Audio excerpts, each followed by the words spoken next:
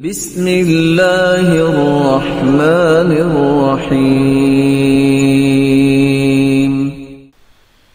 امام نووی رحمت اللہ علیہ فرمایا کرتے تھے وَاعْلَمْ أَنَّ مَذْهَبَ أَهْلِ الْحَقِّ إِثْبَاتُ الْقَدْرِ، حق والوں کا مذہب یہ ہے کہ اللہ کی تقدیر ہے، اللہ کا فیصلہ ہے۔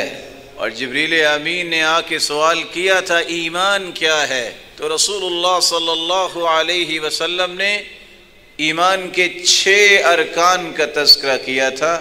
ایمان یہ ہے، مومن اس کو کہتے ہیں، ان تؤمن باللہ، اللہ پر ایمان لاؤ، وہ خالق و مالک و رازق ہے، وملائکتہ، اللہ کے فرشتوں پر ایمان لاؤ جو کھربوں کی تعداد میں اپنی ذمہ داریاں ادا کر رہے ہیں، وکتبہ، اللہ کی کتابوں پر ایمان لاؤ، زبور، تورات، انجیل، قرآن، اور اس سے پہلے صحف ابراہیم کہ اللہ کی طرف سے نازل شدہ کتابیں ہیں، ورسل، اللہ کے رسولوں پر ایمان لاؤ، 1,24,000 پیغمبر ہیں جن میں سے 315 رسول ہیں، باقی سب انبیاء ہیں۔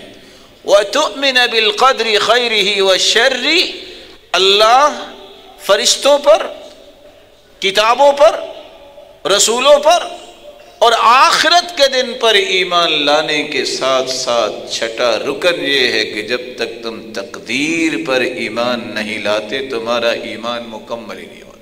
اور تقدیر پر ایمان لانے کا معنی کیا ہے؟ امام نووی فرماتے ہیں ان اللہ تبارک وتعالی قدر الاشیاء فی القدم وعلم سبحانہ انها ستقع في اوقات معلومة عنده وعلى صفات مخصوصة هي تقع على حسب ما قدرها سبحانہ وتعالی۔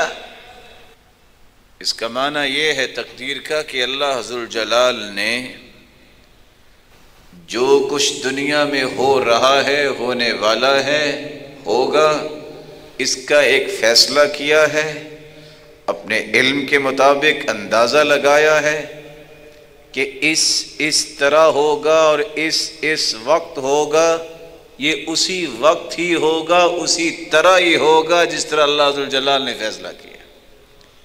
یہ ہے تقدیر کا معنی۔